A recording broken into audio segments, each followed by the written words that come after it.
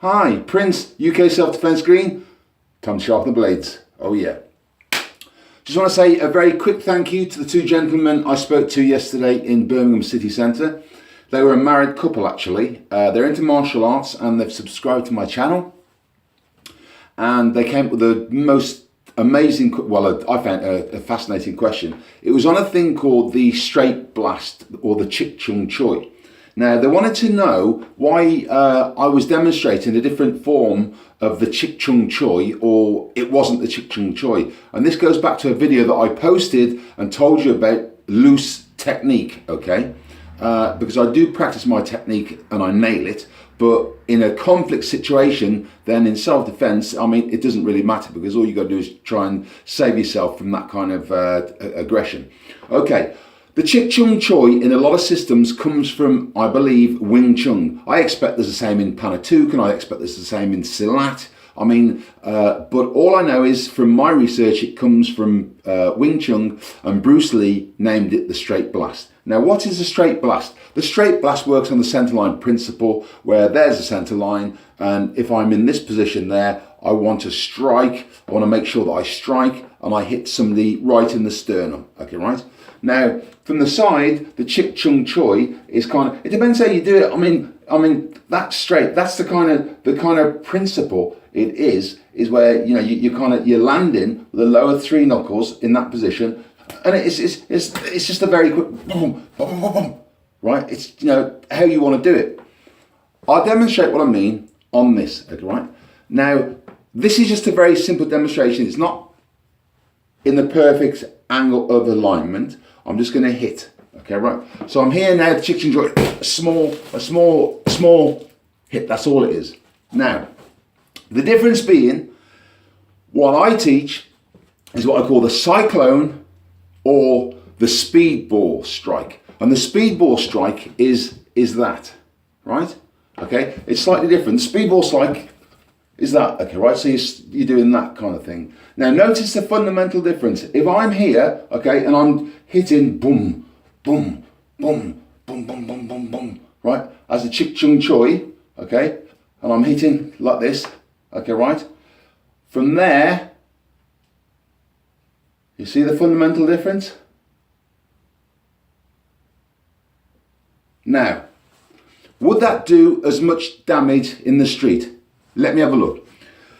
If I've got a guy coming at me in the street and he's jabbing and he's crossing, the choi is quite limited, because if I go into this, typical stance, this type of stuff, I'm going to get hurt. Because if I go into this position and I'm going to face the guy and I'm going to do the straight blast, and I'm going to hit the straight blast like this, okay, and I've got his projectiles coming at me, there's a high probability we're either going to hit fists or nothing's going to happen. I'm not going to get through to his guard.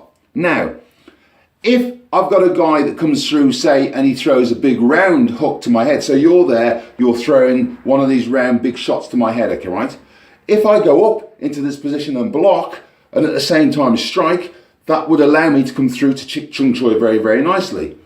But the way that I perceive this in what I teach to my clients is this.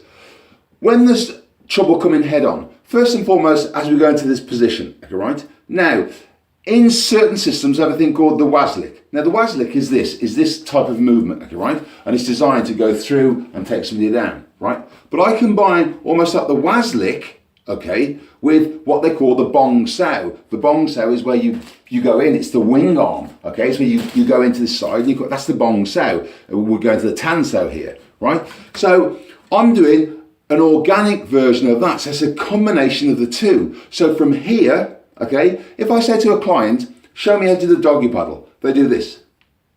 Invariably, something similar, okay, right? So they've already got the fundamental tools already for the paxo or the tapi or the parry. They've already got all these tools already.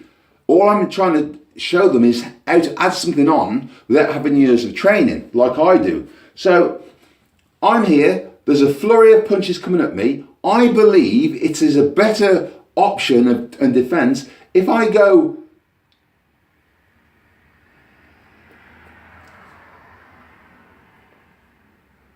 for me, it's just a better, okay? So as the choi comes in, okay, right? I don't want to have to go into this kind of position. I don't want to have to go into that position there where I'm down, okay? And I don't want to have to go into this position where, say, if I do block and I strike forward, or if I do block and I have to do anything that makes me have to chamber. So if something comes at me, I don't want to block it and then have to go into the chamber. I want to do something that allows me to strike. So say if there's a round pump and I block it and I go straight in for this strike, I've got forward momentum, I'm not stopping. It's the same with what I teach people, okay? So something's coming at me, okay? This is coming at me.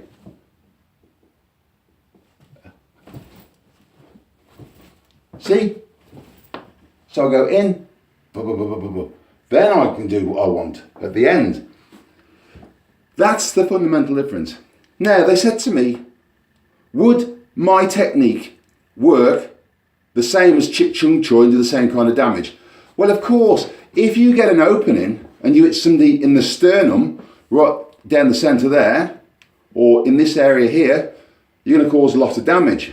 But this is primarily just to get you out of the mire and to have a bigger area for you to protect yourself. Chiptune choi doesn't lend itself for much kind of, if I've got a lot of shots coming at me, I'm not really in a great position to defend myself. But if I'm up here, I've got much more of a position and I can still use this to move in. That's the difference. Now, if you take something like Chris Eubank Jr. or Mike Tyson, I love Chris Eubank Jr. If you watch him when he's got his movement and he's doing his uppercuts, or you watch him on the speedball, would my technique hurt if I put my head in front of his speedball and I let him hit me with 10 in the head? Of course, he's going to knock me out. It's the same as if you put your head in front of Lennox Lewis or Mike Tyson or Tyson Fury, whoever you want to mention. If they're working the speedball, it's the same principle, okay? Now, this principle has further application. Let's look at the Gan Sao. The Gan Sao on the dummy is this type of application. It's a double block, okay, right?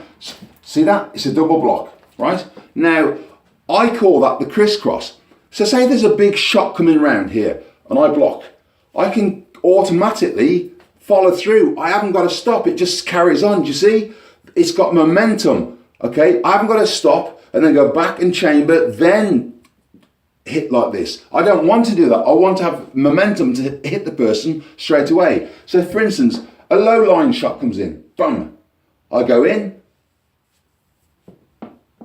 I'm there. A high line shot comes in. See? Once it comes in, I block and I can go automatically. That's what we try and do.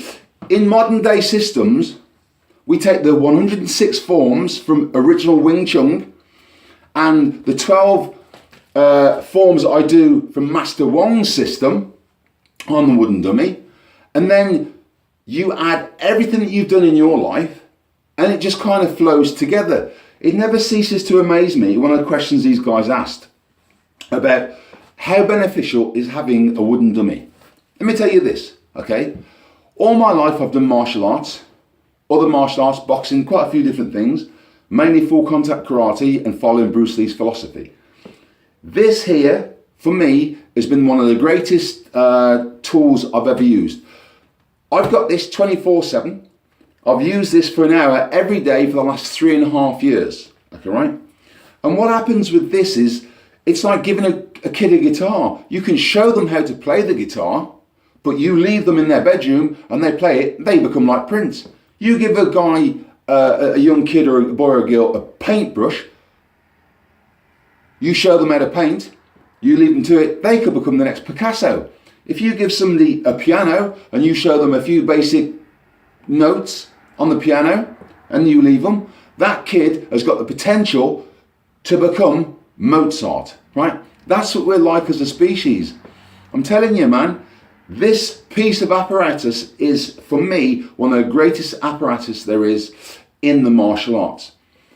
Look at it like this way. If you're a guy and you decide to go out and purchase a stand-up punch ball, okay, which I've got, I mean, or you decide to hang a punch bag in your living room or somewhere, And every day for 10 minutes, you're not a martial artist, but you want to learn how to use this, you hit your bag.